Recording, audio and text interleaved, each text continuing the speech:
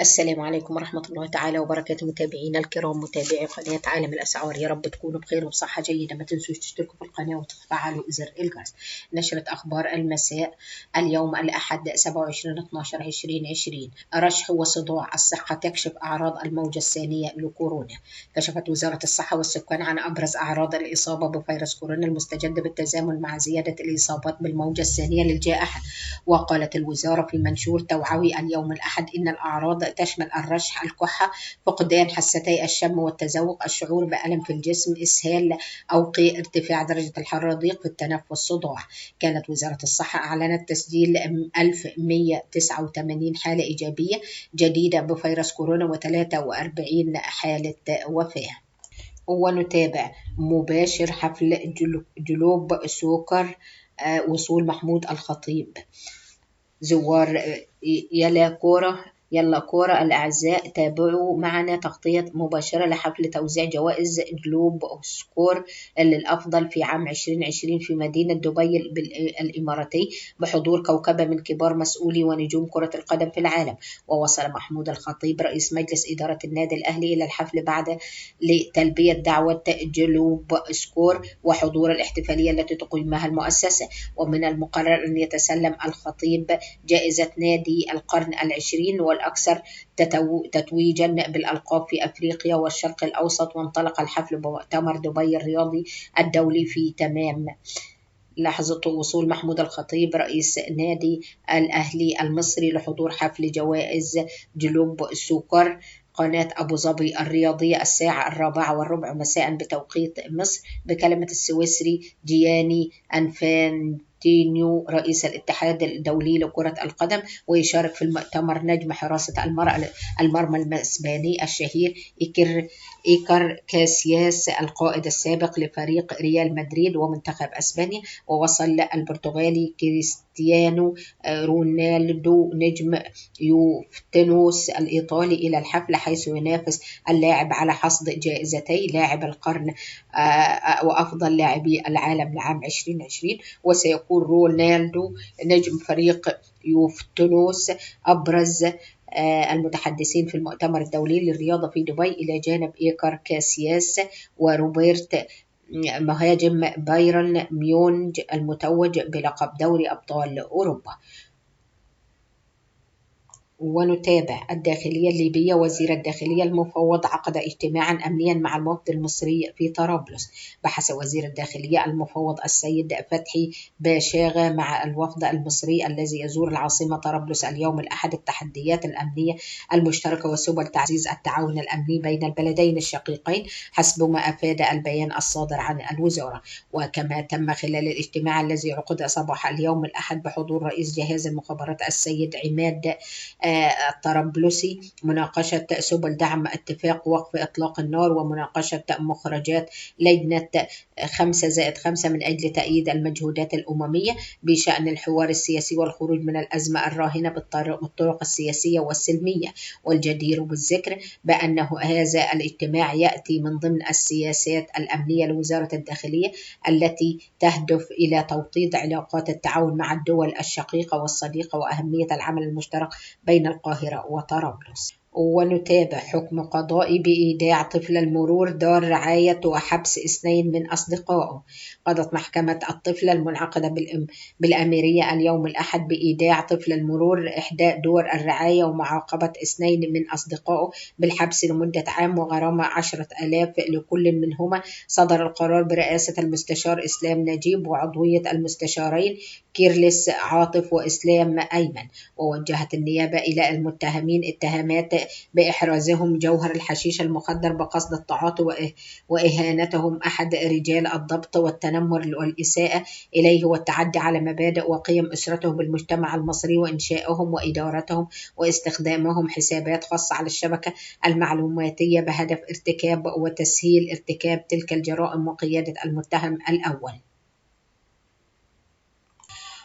مركبة بدون حمل رخصتي القيادة والتسيير. وذكرت النيابة العامة في بيان أنها أقامت الدليل قبل المتهمين من حاصل إقراراتهم بالتحقيقات وما شهد به الشهود، وتبين من مطالعة عدد من المقاطع المرئية وما ثبت ببعض التقارير الفنية المرفقة بالأوراق. وكانت الأجهزة الأمنية ألقت القبض على المتهم أحمد وأربعة آخرين من أصدقائه بعد نشرهم فيديو يسخر من موظفين عموم وإهانة شرطي مرور وقيادة سيارة بدون ترخيص وفي غير الأحوال المصرح بها.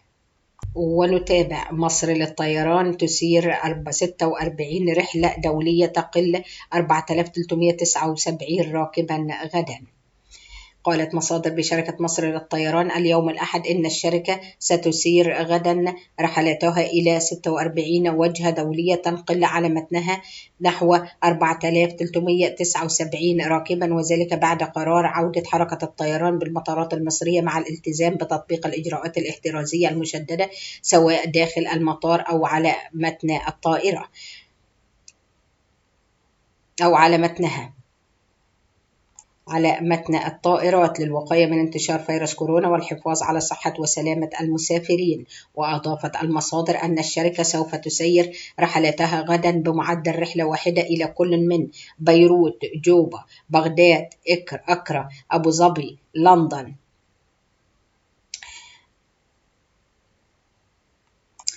باريس، اسطنبول، كوبنهاجن، البحرين، الخرطوم، عمان، الشارقة، نيروبي، مسقط، أديس أبابا، أربل، و14 رحلة داخلية إلى كل من شرم الشيخ والغردقة والأقصر وأسوان، و7 رحلات شحن جوي تنقل جميع هذه الرحلات أكثر من 4379 راكبا.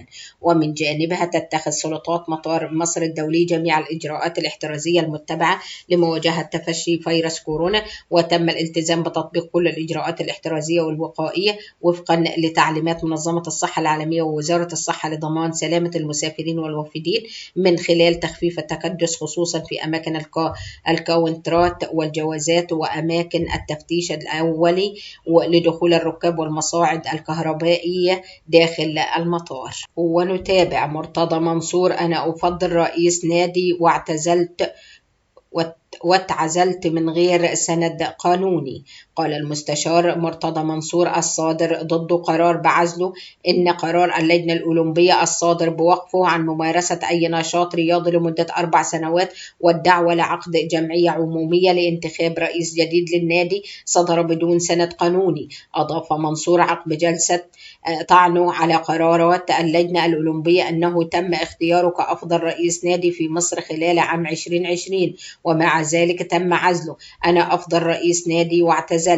وقررت الدائرة الثانية مفوضين بمحكمة القضاء الإداري بمجلس الدولة تأجيل نظر الطعن المقام من مرتضى منصور ضد قرار اللجنة الأولمبية المصرية الصادر بوقفه عن ممارسة أي نشاط رياضي لمدة 4 سنوات لجلسة 14 يناير المستندات، وصرحت للجنة الأولمبية باستخراج المستندات المنوه عنها. وشددت قوات الأمن بمجلس الدولة اليوم الأحد من التواجد الأمني بمحيط مداخل ومخارج مجلس الدولة قبل بدء الجلسة، فيما يتم تطبيق الإجراءات الاحترازية ومنع دخول المتقاضين والمترددين على المجلس دون كمامات طبية في ظل انتشار فيروس كورونا المستجد.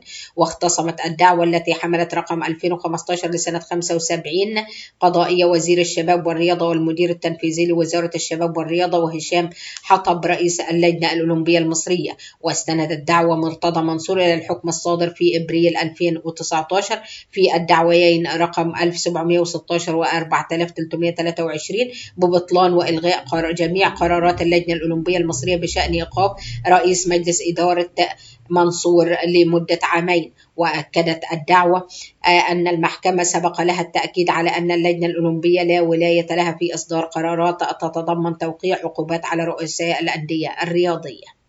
ونتابع: قائمة الزمالك استبعاد مصطفى محمد وظهور المسلوسي لمواجهة سموحة.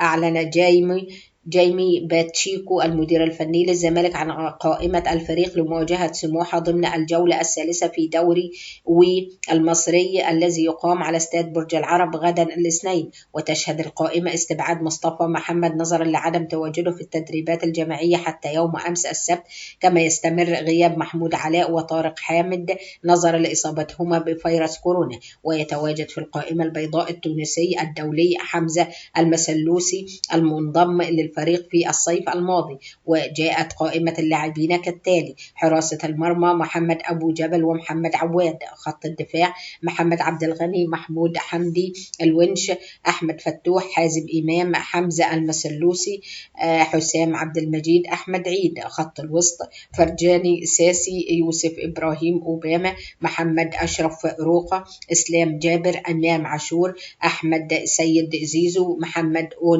أوناجم، محمود عبد الرازق، شيكابالا، أشرف بن شرقي، حسين فيصل. وبكده نكون قدمنا لكم نشرة أخبار المساء ليوم الأحد 27/12/2020. ما تنسوش تشتركوا في القناة وتفعلوا زر الجرس. والسلام عليكم ورحمة الله تعالى وبركاته.